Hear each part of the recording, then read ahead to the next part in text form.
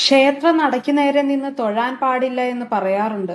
ക്ഷേത്രത്തിന്റെ ശ്രീകോവിലിന് നേരെ നടയിൽ നിന്ന് തൊഴുതാൽ അറിവുള്ളവർ ശാസിക്കാറുണ്ട്. മിക്ക അമ്പലങ്ങളിലും ഇത് ഒഴിവാക്കാനായി വേലി കെട്ടിയിരിക്കുന്നതാണ് പതിവ്. നടയ്ക്ക് നേരെ നിൽക്കാതെ ഇടത്തോ വലത്തോ നീങ്ങി ഏതാണ്ട് 30 ഡിഗ്രി ചെരിഞ്ഞു നിന്നു വേണം തൊഴാൻ. ബിംബത്തിൽ കുടികൊള്ളുന്ന ദൈവചൈതന്യം ഭക്തനിലേക്ക് സർപ്പാകൃതിയിലാണ് എത്തിച്ചേരുന്നത്. ഈ സമയം കൈകാലുകൾ ചേർത്ത് ഇരു കൈകളും താമരമൊട്ടുപോലെ പിടിച്ച് ധ്യാനിക്കണമെന്നാണ് വിധി. അങ്ങനെ ചെയ്യുമ്പോൾ പരസ്പരം സ്പർശിക്കുന്ന വിരലുകൾ വഴി തലച്ചോറിലെ പ്രാണോർജം അതിശക്തിയായി ശരീരമാസകലം വ്യാപിക്കും. ഹൃദിശക്തി ചെറുവിരൽ വഴിയും, ജലശക്തി മോതിരവിരൽ വഴിയും, അഗ്നിശക്തി നടുവിരൽ വഴിയും, വായുശക്തി ചൂണ്ടുവിരൽ വഴിയും, ആകാശശക്തി പെരുവിരൽ വഴിയും സൃഷ്ടിക്കപ്പെടുന്നു. യതിശക്തി ശരീരബലം നൽകുമ്പോൾ ജലശക്തിയാകട്ടെ പ്രാണവികാര ബലമാണ് നൽകുന്നത്. അഗ്നിശക്തി മനോബുദ്ധി ബലം നൽകുമ്പോൾ വായുശക്തിയാകട്ടെ ബോധബലം നൽകും.